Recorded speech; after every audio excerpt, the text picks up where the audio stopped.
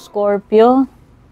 Ito na yung iyong May 2025 forecast. Alamin natin ano yung mga mensahe, yung mga ganap, possible na paparating sa'yo. Energy surrounding you.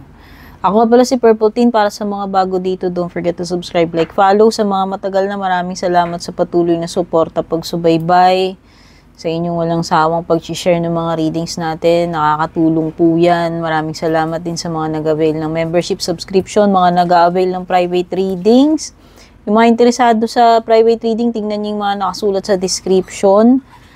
Thank you rin sa mga nagpapadala ng stars at super thanks. Tagabasa lamang po ako, hindi po ako psychic. Hindi ko po makokontrol kung yung mga energies na masasagap ng cards ay past, present, or future na para sa inyo. Sa love readings, pwedeng masagap yung energy mo, energy ni person, o may mga iba pang taong involved sa person mo or sa'yo.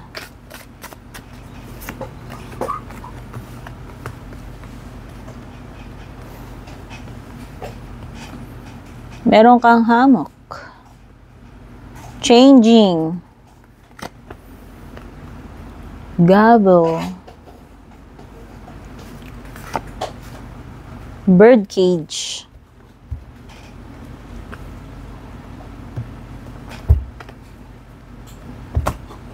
Guys, pagpasensyaan nyo na kung may mga discoloration yung kuko ko.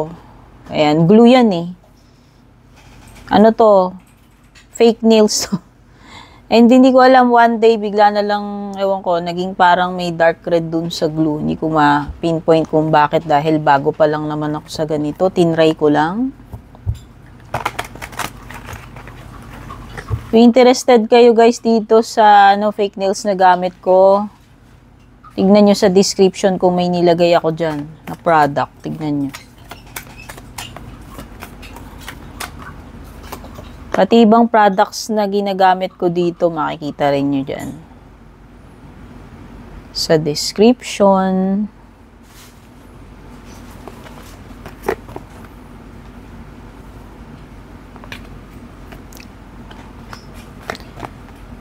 Okay, may mga zodiac signs na napipick up yung cards. May kaugnayan man to sa sitwasyon ninyo o wala. O sa mga paparating pa lang, no? Pwedeng may Gemini, may Sagittarius, Taurus, Cancer, or other air signs, no? Gemini, Libra, Aquarius, or fire.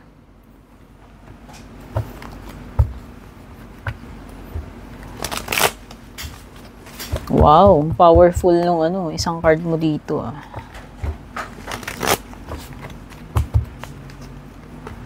Siyempre, hugot tayong cards para sa lagay ng love life. Imbis na lagay ng panahon. Lagay ng love life ni Scorpio, o diba? Check natin yan. Parang weather forecast lang ang dating, no?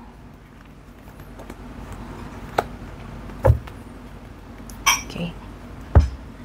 Sa bottom ng deck mo, meron ka 7 of Wands, reversed. Oh!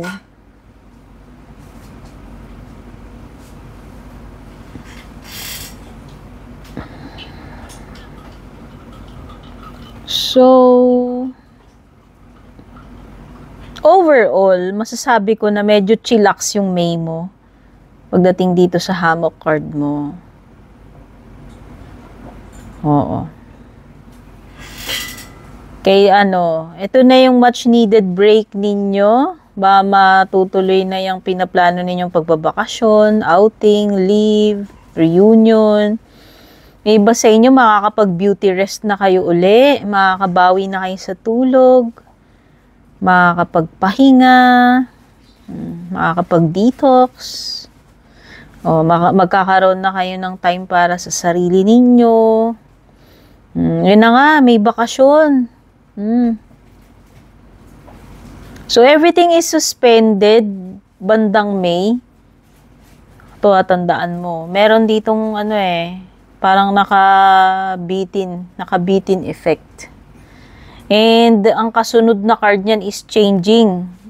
At ang sinasabi dito, at this time, the situation is in a state of flux. Anything could happen. Yan yung sinasabi ko kaninang powerful. Maraming pwede mangyari ngayong May. Kahit ano posibleng mangyari. So, yan yung heads up para sa'yo. Okay. Everything is, may something na suspended, pero nandoon yung magical moment na anytime pwedeng mabago. Okay?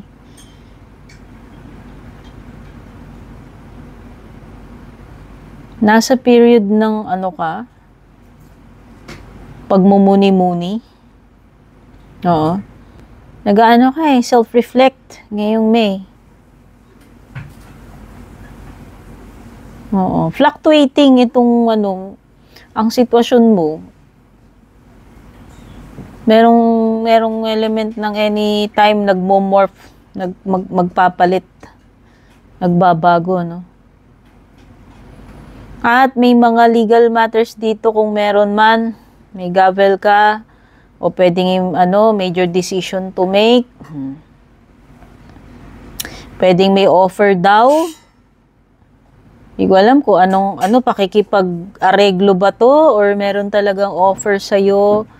Pagdating sa career, hindi ko masabi o anumang offer yan kung hindi man yan sa trabaho. Basta may mga legal matters, may mga meetings or hearings. Oh, may ka daw, pwede kang ma-judge. Ayan, being judged. Or alam mo yung parang ipapatawag ka. Ano ba tawag dun? Basta meron ditong mga ipapatawag para magharap-harap, mag-ayos, pag-usapan, or gawan ng legal action, decision. Oo, this is a serious matter na kailangang asikasuhin, asap. Importanteng decision siya. And pwedeng may legal na involved. Pagdating dito sa birdcage, by the way, meron ka 4 na 4 dito. Yung wala ko alam dyan sa mga ganyan. Angel number, search nyo na lang, 3 4.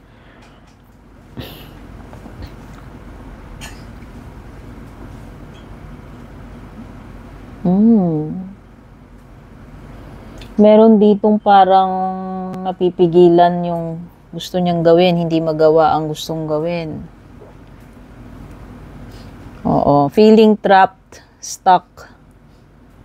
Meron ding energy ng hindi mapakali. Meron ditong energy ng hinihigpitan, kinokontrol, or minamanipulate. Limitado Limitado yung kilos Either nahihigpitan o yung iba dito pwedeng limitado pagdating sa financial, kaya hindi magawa yung dapat gawin, hindi makakilos, pwedeng ganun. Or hindi ka makakilos, kung sino man to, hindi siya makakilos tong tao na to kasi wala siya dun sa teritoryo niya. Alam mo yun, hindi niya magawa yung gusto niya O, halimbawa, nandun ka sa poder ng in-laws mo, ganun-ganyan. Example lang yun Pero basta, wala ka dun sa lugar mo. Kaya hindi mo basta-basta, di ka, alam mo yun, di ka makapagmaganda dyan, di mo magawa yung gusto mo, parang limitado. Meron dito parang held hostage siya. Alam mo yun, parang napipilitan lang gawin. Pero, pinipilit ka lang ba na gawin yan? Kasi kung hindi mo gagawin, ganito, ganyan.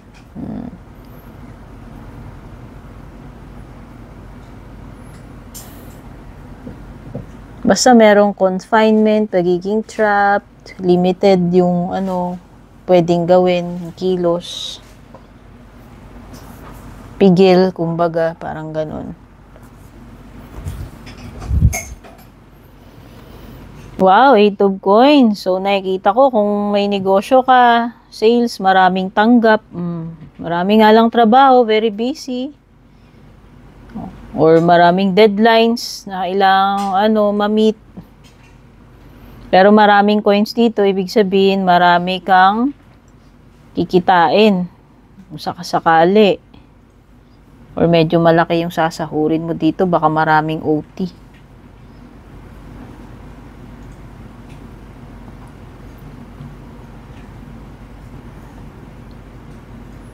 Okay, may pagta-travel talaga, no? So, dalawang card yung nagsasabi dito na may pupuntahan ka or may lalakarin ka. Actual na pagta-travel.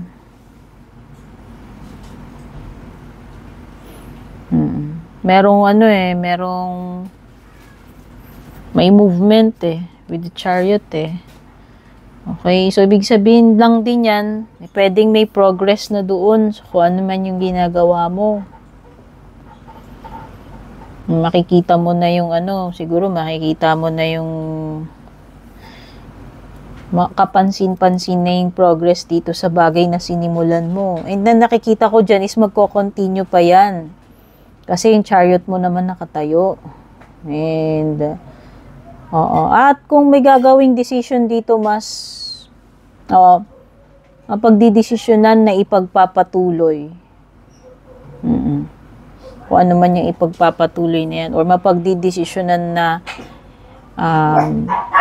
igagrab yung opportunity, mapagdidesisyonan na aalis or lilipat, no? Or makikipagsapalaran, or mag-a-abroad, sa may mga ganun. Merong something na mapagdidesisyonan at buo na yung loob, no, na i-continue or i-continue or hindi aatras. Yung feeling ko, hindi aatras na energy.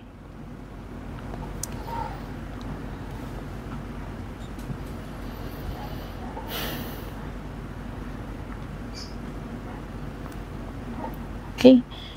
Meron kang mga matutuklasan dito with the High Priestess. Yun yung nakikita ko. Or parang meron kang naba-vibe na pe-predict mo, nararamdaman mo, malakas yung intuition mo na na mangyayari ito or may nangyayaring ganito, ganyan. Alam mo yun, yung malakas lang yung paaramdam mo. Or maaaring na-calculate mo, na-predict mo na ito yung mangyayari. And most likely, tama ka dyan. Or maaaring iba sa inyo, papakonsult kayo sa tarot reader, kagaya ko. Papabasa ninyo yung kapalaran ninyo, yung mga ganyan.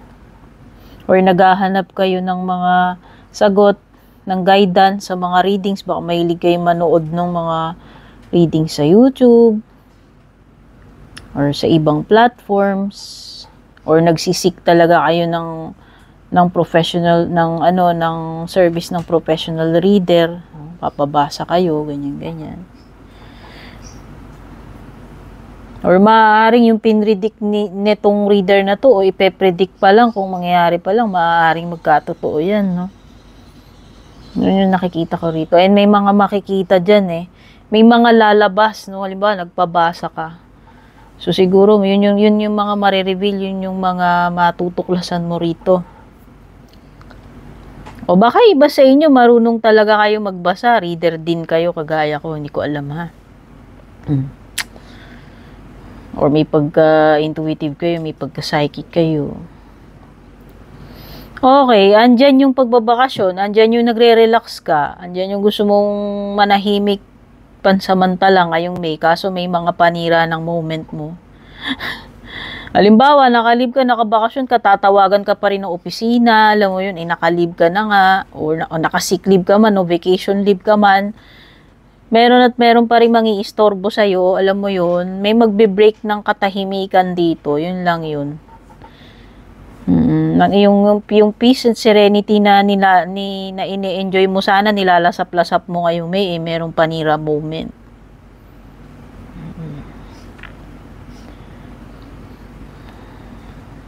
Merong something na na ano ba? Pambulabog alam mo yun, bulabog energy. Basta, meron ditong instead na nananahimik ka, may pambulabog. May buraot, sabi nga nila, may buraot.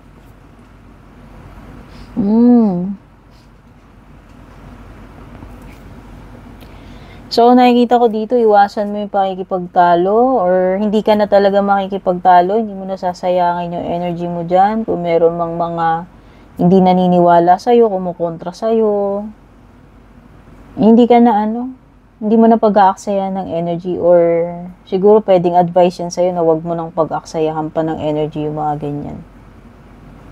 Oo. Madidrain ka lang or wala ka lang makukuha magandang walang benefit. Walang benefit para sa'yo. Wala kang mapapala dyan kundi palalatot lang, Scorpio. Kaya iwasan mo lang siguro yung mga ganyan. Hindi mo kailangan maging defensive. Wala kang dapat i-prove kung alam mo naman yung katotohanan tungkol dyan sa issue na yan, sa matter na yan o sa sarili mo.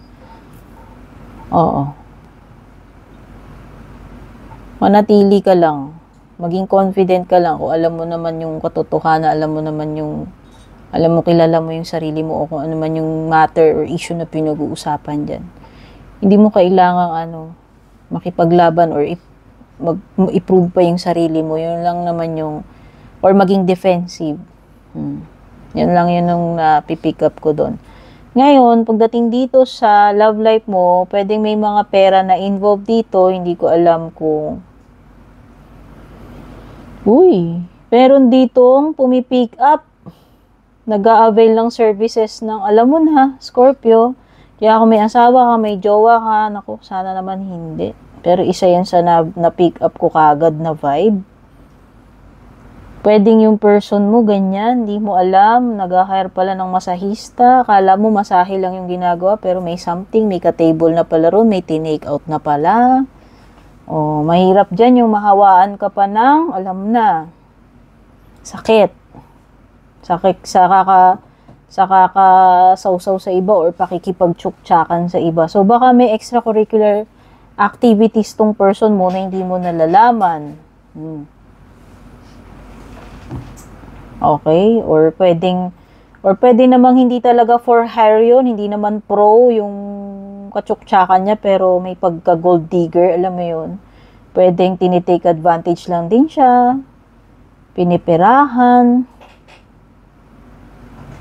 or pwedeng kung mas matanda yung sinutsuk-tsak niya na yun, mamaya matrona, or basta, alam mo na, yung mga ganun, na ginagatasan. Basta merong energy na ginagatasan, pero sana hindi ikaw, O pwede rin namang ikaw, hindi ko alam hindi ako psychic bahala na kayo mag-identify kaninong mga energies to. Pwedeng yung mga transactionist neto nagaganap sa social media, sa chat-chat. Or pwedeng ikaw to, na-meet mo siya sa chat, doon kayo, dating site, di ko alam paano mo siya na-meet. And eventually, nagkaroon kayo ng hook-up or one-night stand, yung mga ganyan. Yung alam mong hindi ganun kalalim yung naging pundasyon or hindi ganun katagal.